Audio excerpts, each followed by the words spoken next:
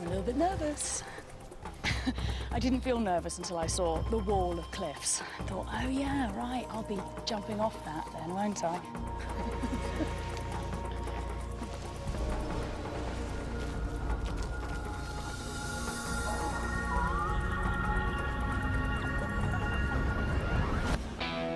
I'm Lucy Cook, and I love freaks. I am immune to cute. I do whatever it takes to seek out the world's strangest creatures in the wildest places. I'm on a mission to show you why nature's oddballs are truly the most amazing animals on Earth.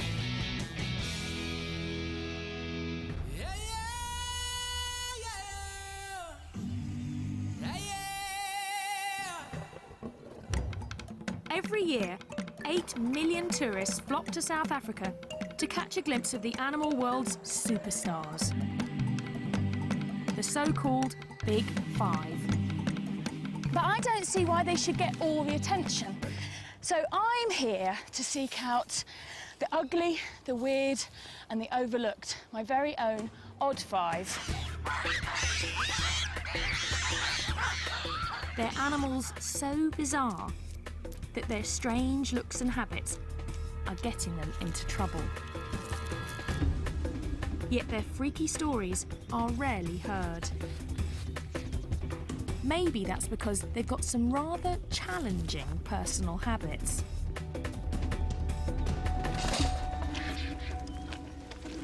Like vultures that feast on dead and sometimes decomposing bodies. That's half a cow. It's a little bit smelly as well, I should add. But this gruesome diet is now killing some Cape vultures. Look at the wingspan on that! They're being accidentally poisoned. This couple takes in the victims and nurses them back to health. Here we go.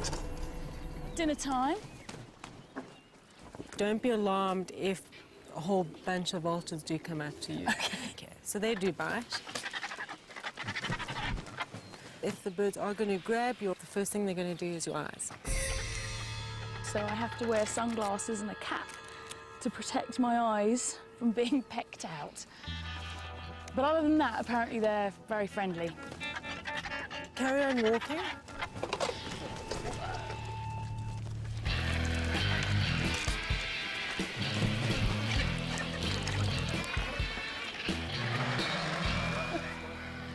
I love all the argy-bargy. Hissing and strutting and posturing. Careful, careful, careful. Just had a finger.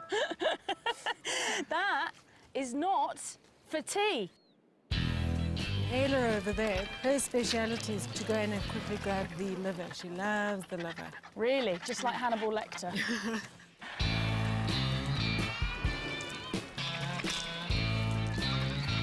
It's pretty obvious now why they have a bald head. It's to keep them clean when they're eating. Exactly. Yeah. They're actually very clean. They are. Every time they eat, they go and bath afterwards. They're a bunch of neat freaks, and they make life safer for everyone else. There could be anthrax, botulism, all sorts of nasties in that carcass. They don't get sick because they've got such an acidic stomach that their poo is a disinfectant. Theoretically, you could eat after a vulture's pooped on your hand. I'm not quite sure I'll do it. You've got to practice what you preach. You can't go around telling everybody they can use vulture poo as disinfectant and not have tried it yourself. That's a theory. The bird's stomach acid counteracts natural poisons, but not man-made ones. And that's the problem for many of these birds. A lot of farmers lace carcasses with poison in the hope of getting rid of problem animals like jackals or caracals or cheetahs. And vultures are the ones that end up locating the carcass. Now, after 8 months of rehab, 2 lucky birds are ready to return to the wild. We're going to go and try and catch a vulture. We're after that bird right in the middle, on the Okay. top. Yeah. Now we'll have a good idea how he flies. Here he Check his goes. flying. He's flying, looks okay. So I'll walk towards this way. Lucy, if maybe you walk close to the perch. Okay.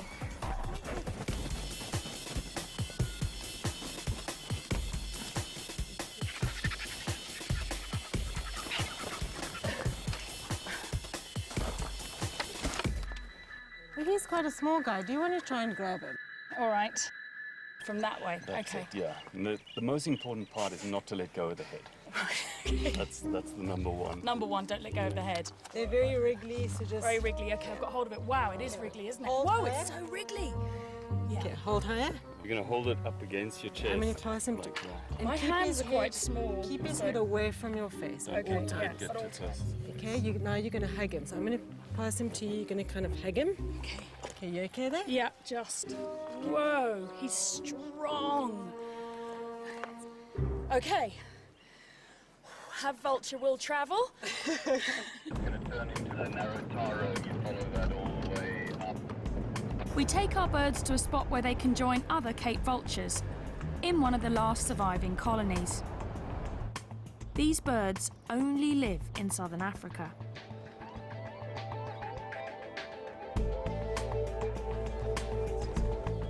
So let's give these birds their freedom then. Cool. Here you go. Time to go. There you go. Look, it's time to be free. This whole area, it's all for you again. I can't really believe it. No. There we go.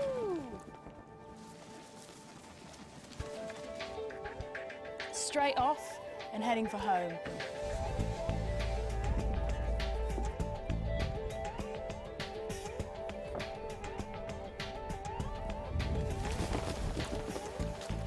While many vultures nest in trees, Cape vultures are particular. He's heading straight for the cliffs.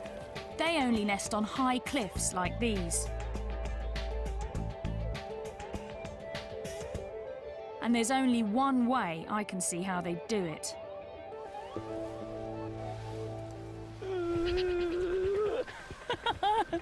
I'm a little bit nervous. I didn't feel nervous until I saw the wall of cliffs. I thought, oh yeah, right, I'll be jumping off that then, won't I? Just about to jump off a cliff. What you get me into? That's Phil, my intrepid producer. Whoopa! Whoa! Oh my word! Oh my God!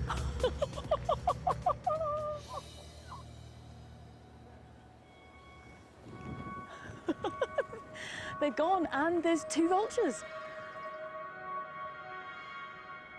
What people know about vultures is that they're fantastically ugly. But what people don't really know is that they're the world's highest flying bird. And in fact, one vulture even crashed into a jet at 37,000 feet. I'm hoping we don't have to go that high. We won't be going that high, will we? No, not today. You promise? Okay. Paragliding reveals how surprisingly curious and social the vultures are. You can see the birds coming out and joining them already. Oh, wow. They get to know you and they actually enjoy flying with you, so they'll follow you around. To sort of play with you. Yeah. Combination of nervousness and excitement, the likes of which I haven't had ever, I don't think. All right, we're gonna go, Okay. and let's go.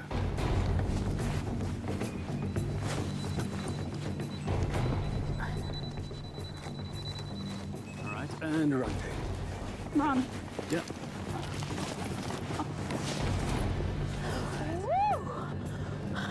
All right, well, how does that feel?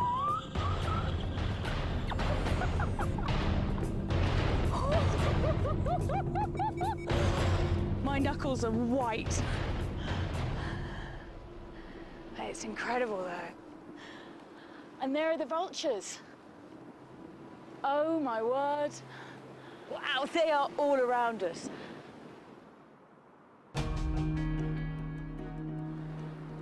And they do seem like they're hanging around with us, enjoying the ride.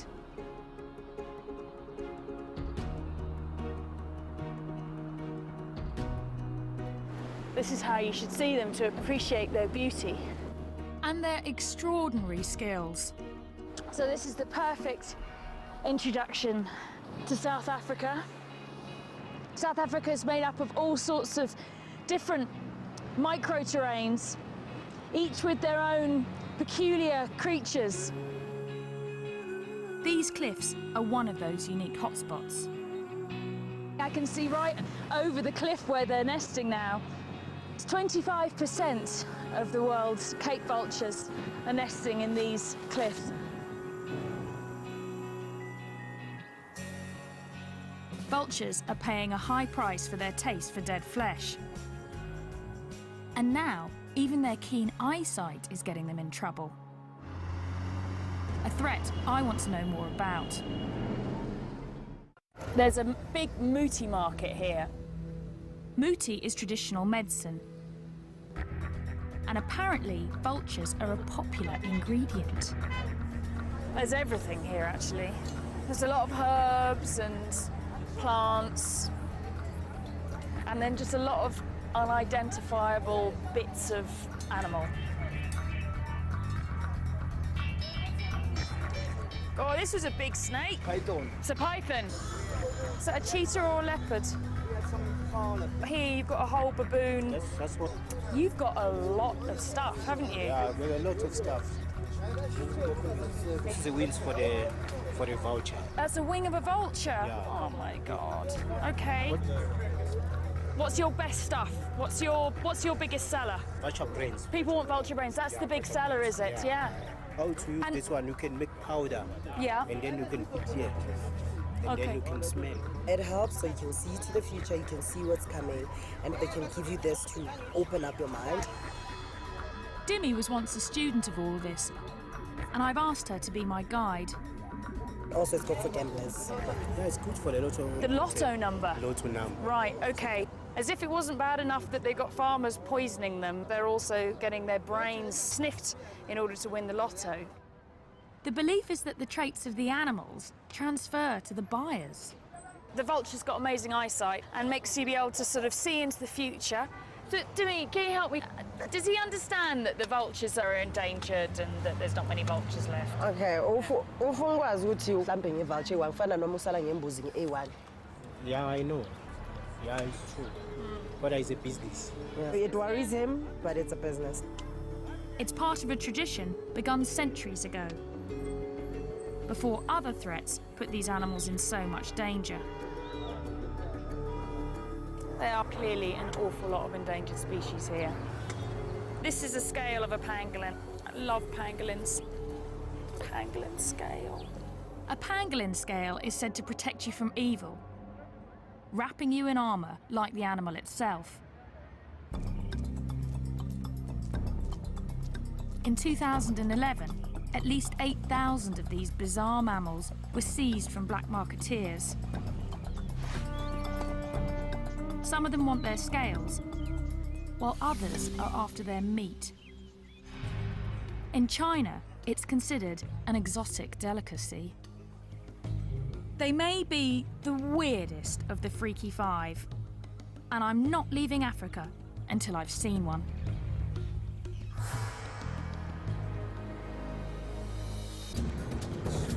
Finding a pangolin is turning out to be a real challenge. So I've been kidnapped by Louise Joubert. She's got my favourite animal.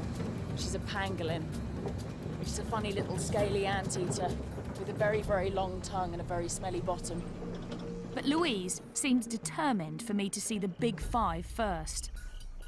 Obviously, you understand I wouldn't normally be interested in lions, but I'm actually quite scared to say no to Louise. They're big lions, aren't they? They're big.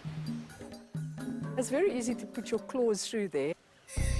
Louise rescues and rehabilitates animals and then sets them free.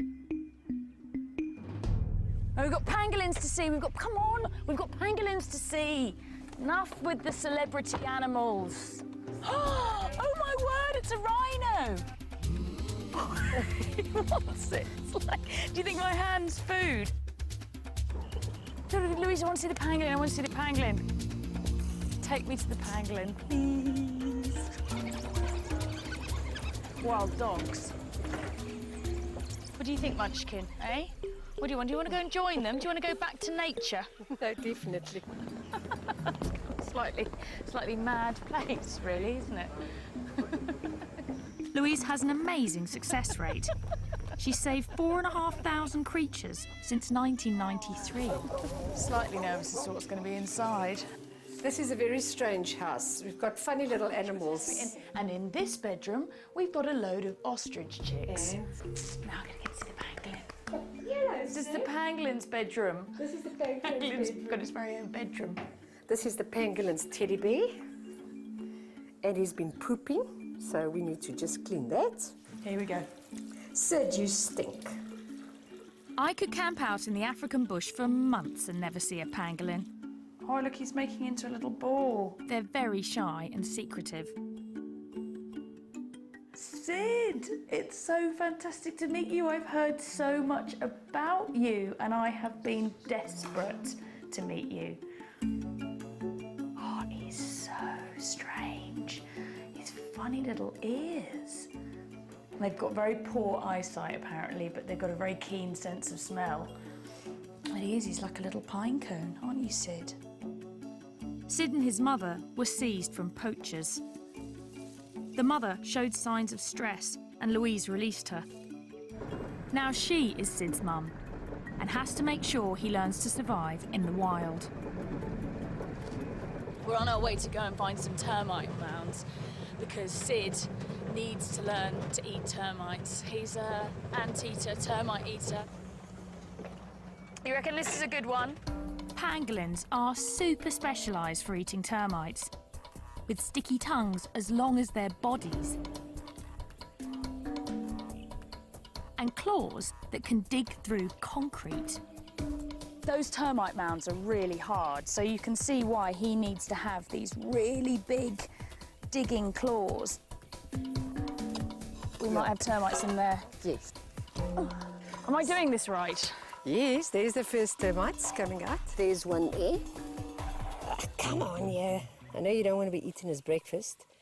Okay, let's try the termite, Sid.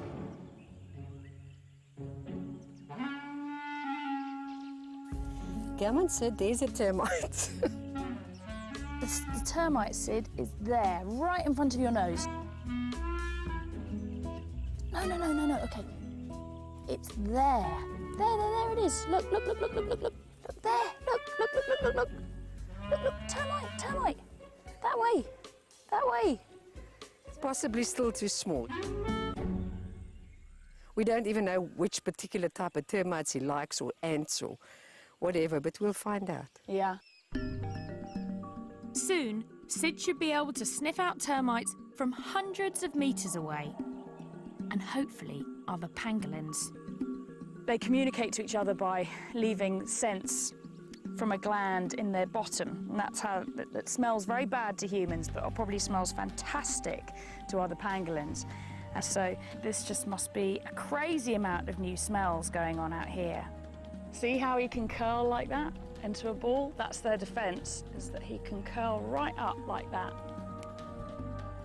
It's the perfect time for Sid to start hunting for termites. They're emerging from their underground hideouts because the rainy season is starting. Look at that, big storm. But I'm afraid the weather will send the next of the Freaky Five running for cover. That's that pre-storm wind, here it comes. It's been so hot all day, and now this wind started up, and that always means, yeah, I can start to feel it now. It's suddenly the temperature has just dropped. I might go inside the car, actually. And now there's a hailstorm. Even the weather's odd. And it's going to make finding the crazy lizard I need to see next a little bit insane.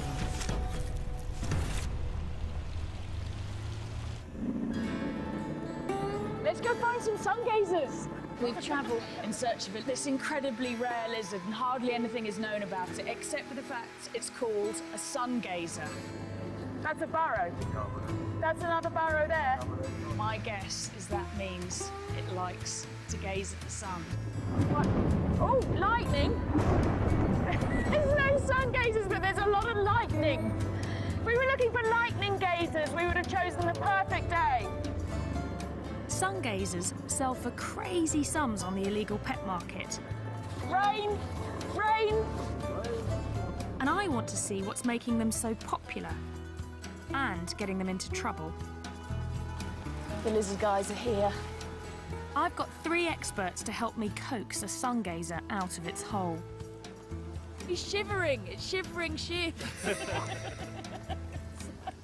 I know how you feel. Shivering, Lucky Lucy. Yeah, exactly. We can try and cool them out, George. Do you do the call of the opposite sex? Yeah. You've got to have a very sexy call, haven't you, to get that sun gazer out of its hole today? It's coming out. No way.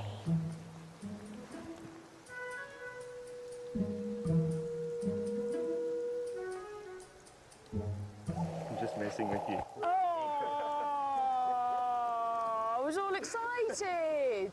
I did think it was weird. I was thinking to myself, they really make that noise? I'm thinking, well, I don't know, I'm in South Africa, I've never been here before. It's like anything could happen, but... Luckily, the lizard men have some they're studying that they want to release. In this bag, the Holy Grail, the famous sun gazer lizard. Wow, he's cool. Look, he's so thorny. She. Look at her. These sharp spikes help make the sun gazer a hit in the pet trade. They're there for protection. These spines, these are the occipital spines, and these are what they stick into the roof of their burrows, so they can't be dislodged. I see, so their defense is to sit in the burrow with the head down, the tail sticking out, and then if a meerkat or something comes along and tries to yank one out, these spines around the head yank on, and then they can't pull them out. The burrow's also for defence. And we want to return this girl to hers. There it is. This one's a really nice hole. I would like to live in there. Would you? No, look at it. I mean, it's got a nice runway. It's well furnished. Not too long grass. What, 2 bathrooms? These guys want to learn as much as they can because no one knows how many are left in the wild. This lizard is only found in this tiny area, isn't it? They're found only in the South African highlands. They're very rare.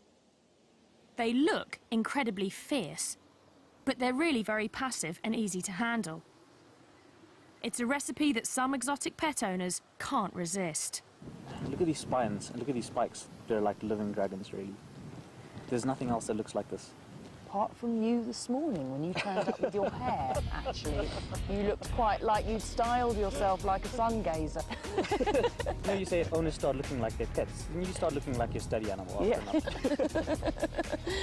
OK, well, listen, madam, you're going to go off and you're going to find yourself a boyfriend and make lots of little baby lizards.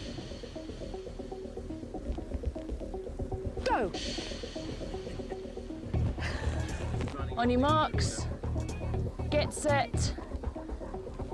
Go! Go on, girl. Go on. Yeah. You like lizards quite a lot though, don't you, Shiv? Very much. Yeah, because I've seen your earring. Bit of a giveaway. Yeah. When you get into a project like this, you want to be the saviour, kind of.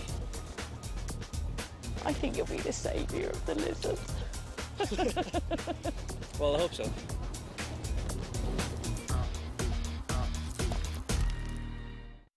Burrowers like the sun gazer are found all over South Africa, where protective tree cover is in short supply.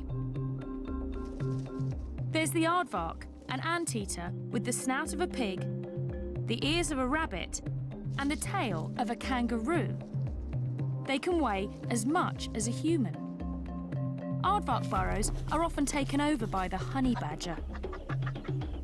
But the honey badger doesn't give a damn. He's such a badass. But for one of South Africa's oddballs, its protective burrow is turning into its tomb. You won't believe what I'm going to do. I'm going to go and rehouse a spider. We need that. You need a big knife. We need a big knife. This is Donald. Donald Stridon. And Donald's the patron saint of this spider. We're going to do some aggressive research. Aggressive research? We're going to need the relevant equipment here. Donald served in the South African Army and is ruthlessly efficient. You don't want to leave anything behind. You don't want to leave anything behind, no. It's stuck in the bush somewhere. The spider we're after is known as a tarantula in most of the world. Here, it's called a baboon spider. We have water containers, yes, check. Let's take some weather monitoring equipment. Do you need gloves? We We need to get camera, GPS. We don't need gloves. Okay. Spider safari. Yeah. So these spiders, they only really live in this area around here. About 150-kilometer radius from where we are now, and that's it. The only place in the world that you find this spider. That's the problem. Throughout southern Africa, tiny areas are home to unique animals found there and nowhere else in the world. Like the sungazer, the Cape vulture, and the golden brown baboon spider. Unfortunately, the spider likes a kind of soil also popular with home builders, and it refuses to move, even when the bulldozers come. It's going to tuck down right under there, panic, and as soon as they cover it over, slow, terrible death. So we absolutely need to move it. So this is an emergency situation. Yeah, this is one. So that's where the spider is. Now, golden brown baboon spiders need very special attention. They're very finicky, and we have to be finicky too. So the technique of capturing the spider is not to make too much disturbance so that we don't spook the spider. The first step is to lure this very sensitive spider out of its hole. Now, Donald has thought this through and has developed a special method, haven't you? Which involves faking a rainstorm. Here comes our rainstorm. You've got to make thunder sounds, eh? That's it, perfect. Just carry on like that. Kay's coming out. She's coming. There we go. You're doing such a good job. So there she is. South Africa's fussy freak emerges. Okay, so Donald's actually blocking its entrance with the knife so that it's now trapped in its porch, basically. It's probably about a 15-year-old spider. 15-year-old spider? Who knew? In 15 years, she hasn't really left that burrow. Wow, okay, so this is a big moment for this spider. Try and get this with my camera. You've got to be so gentle with them. The hair's covering the body. Every about 20th hair is a sensory hair, so they touch things and feel things with that. Here, there we go. Beautiful. She's lovely. Wow.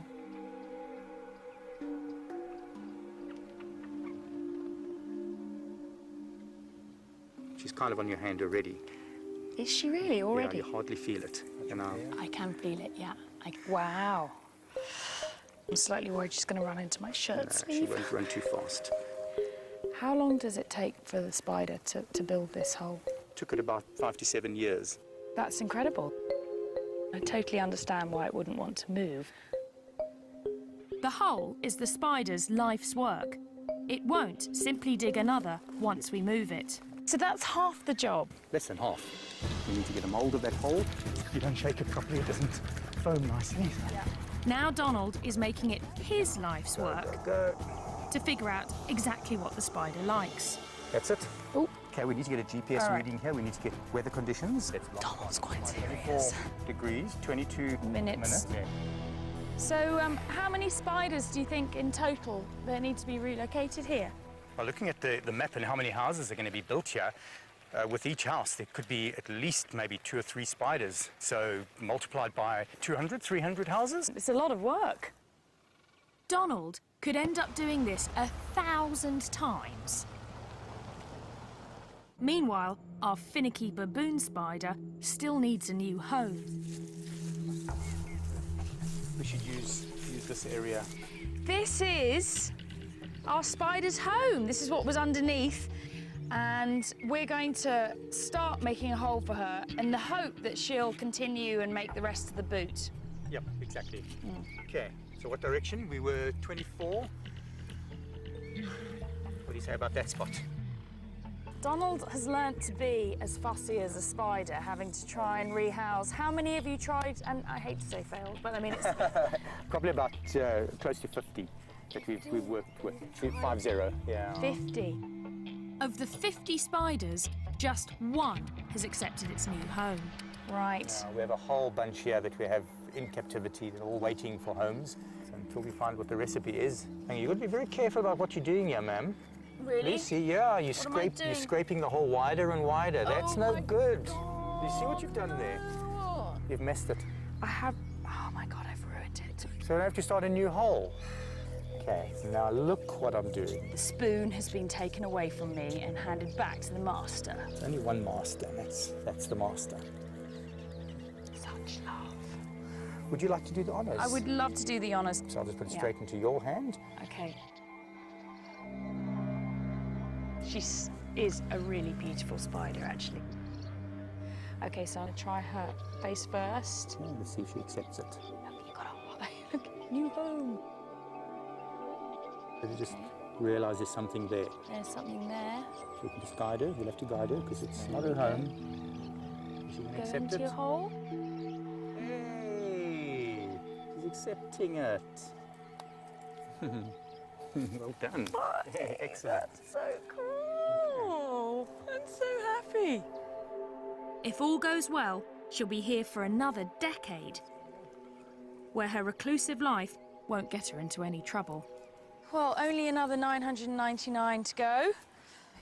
I'm betting Donald will move every single one.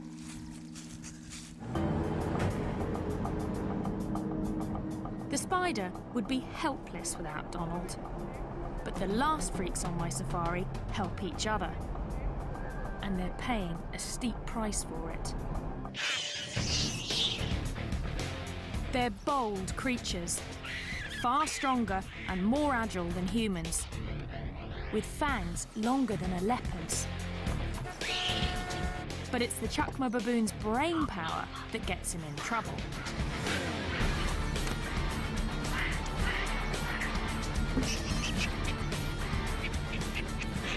They can work together in raiding parties of as many as 100. Not the kind of creature you want to come home to. Unless you're this guy. Yeah, that one looks like he's really quite pleased to see me. The penal display. Let's go inside. Go inside? Yeah, okay, all right. Hello, guys. Matthew and I are becoming friends, aren't we, Matthew? Yeah? You like what you see? When baboons clash with humans, Bob rescues them. You are a naughty baboon. Yeah, you are a naughty baboon. Yeah. I've only just met Bob, but he seems to be half baboon himself. I've been crapped on. Oh, God. Once you're back home, you're going to miss the smell. Really? Do you know what, Bob? I struggle to believe that. So where did these babies come from? Matthew had been saved from a tribal medicinal trade. Others were orphaned when their mothers were shot. They've had a narrow escape, haven't they? Today, many of Bob's baboons are supposed to go back to the wild. But it's something he's never tried to do before. I'm going to help relocate almost 20 baboons. It's an event Bob has worked towards for decades, as he's learned to forge rescued animals into one cohesive troop. It's a massive day for Bob today. Like a sort of baboon wizard, he's collected a group of unloved baboons that have all come from different horrific situations and rehabilitated them here. And today's the day that we're going to dart them and move them to their new enclosure. It's the final step before these exceptionally smart animals are released for good.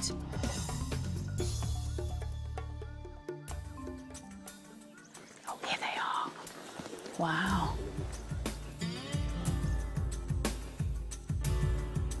Look at these eyebrows now. Yeah, his eyebrows are wagging up and down. Yeah, we believe that they are real psychological experts. make eye contact and they can reach your soul. Scary prospect. And Baboons are very social, but creating a troop from scratch is not easy. You need the right mix.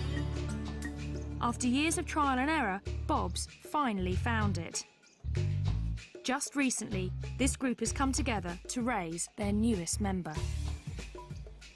there she's now there. You can see her there with a baby. I can see Daisy with a baby, yeah. When she came in, she was exactly the size of a baby. No, Yes. really? Yeah, now she's going to be, I want to cry. I was going to say, Paul. She's going to be released now with her own baby. Oh, that's amazing. It's going to be an intense day. Now we have to outsmart them. Easier said than done. Know that they're very intelligent. They will know quickly what we're up to. And you must be alert. They are potentially very dangerous animals. Okay. I feel quite nervous, actually, because these are big animals. We don't want things to go wrong. First, we lure the animals into a smaller enclosure to sedate them. It's great. Is he going to go in? Looks like I've got a shoulder. He's gone in. One of the lead males that we really wanted to get into the cage early on, we've got him in the cage. Then we get Daisy and the baby. Come on, two more, just two more. Two more, okay. There you go. Got it? Yeah. Try. We've managed to get 8. We've got 8. Good.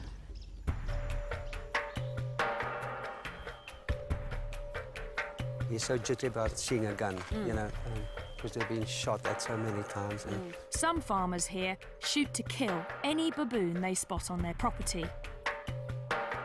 We want to capture the big male first, or he could make things more difficult.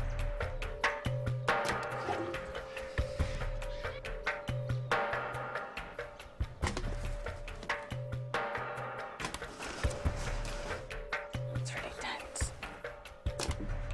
go for it. Baboons are known to form really strong friendships. I think it's very sweet the way they're all cuddled up next to each other to go to sleep. Okay, so now they're under. It's safe for us to go in. To get to the sedated animals, the team has to enter the larger pen, where the rest of the troop is anxiously watching. We're going to get them out as soon as possible. But stand by, Lucy. If something happens, you must pull at the door. Okay.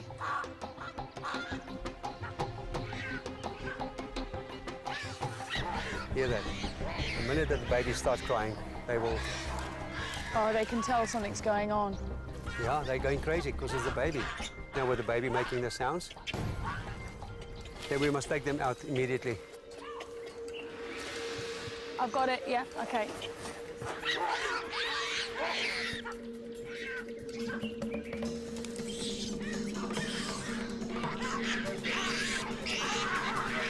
We take away their leader, and the troop really goes berserk.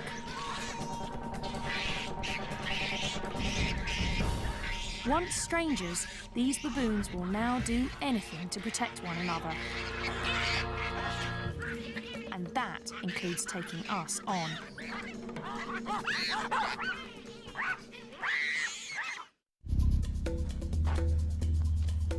It takes half a day, but we manage to sedate the troop. Okay, there you go, Bob. Let go, let go, let go, let go. Yep, okay. He's left a message behind.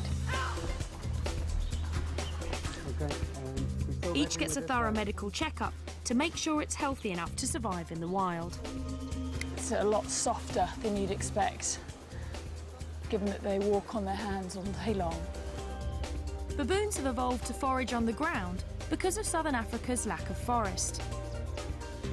Some think that's also why they have such huge canines, to fend off predators.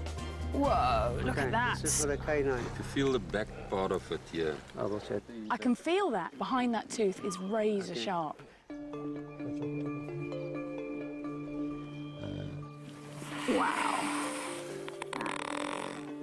Okay, you hold it loose? Oh my word. You got? Yeah, I've got him, yeah. Okay. At last, they're ready to go. So we're putting the baboons in these boxes so that they can be easily transported to the site where we're going to release them. What's going on, eh? You and Mum are going to wake up somewhere completely new and then you're going to be wild. You're going to grow up to be a wild baboon. Yeah, that is... Okay, there we are. Right. Well done, first stage, all good. Bob has found the baboons a home on a nature reserve 80 kilometres from the nearest town. This is the new home. Have you chosen baboon heaven? Absolutely. This is the ultimate baboon habitat. Yeah. We need to make sure the baboons will stay together. So we'll first release them into a temporary, electrified enclosure. That's just so that they get used to this area and stay as a group. And then, after a couple of weeks, I'll turn the electricity off, build some bridges so that they can then expand beyond the fence, and then eventually the fences will come down and it'll just be them in the wilderness. Here comes the big boy. Look at them pulling in the pipe. The baboon's got hold of the pipe. 19 baboons in these boxes that would have died or led some horrible, grim existence as pets. And they are about to have their first taste of freedom. And everybody's very excited. No one here has ever done this before. We've got Daisy and the baby in here, and they're going to go in first. Are you guys ready? Yeah. Here comes Daisy, guys. Here comes Daisy. Woo, there she goes. They're kind of looking around like, what the hell happened there? 3, 2, 1.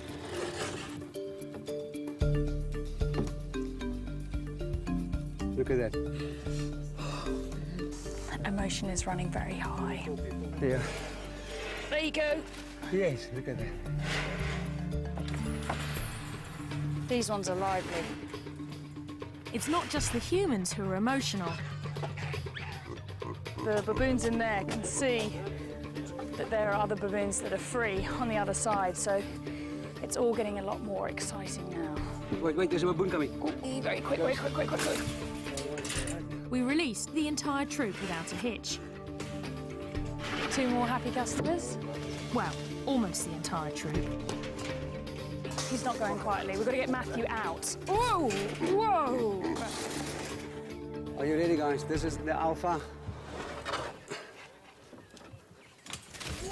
Look at that. He's the last one. The last one to go out. Yeah. Look at that side, Lucy. Look at them. They are all happy. They're really happy, aren't they? All the talking going on there. It's like the first step into the big world. Yeah. A new world for them, a new experience and freedom.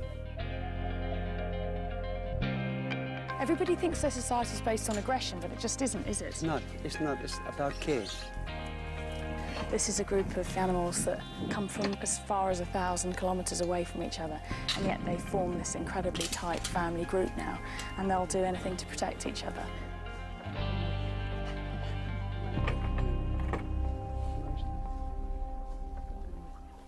Oh, it's hard. You can't not be moved by this, can you? You know, it's like, it's an amazing, amazing moment. To survive in the bush, these baboons will need every bit of their extraordinary ingenuity. But here, they'll be far away from the human influence that turns their strange asset into a liability. Like the rest of South Africa's Freaky Five, their oddness works in this wilderness. And it's here we can see they're all as wonderful as they are weird.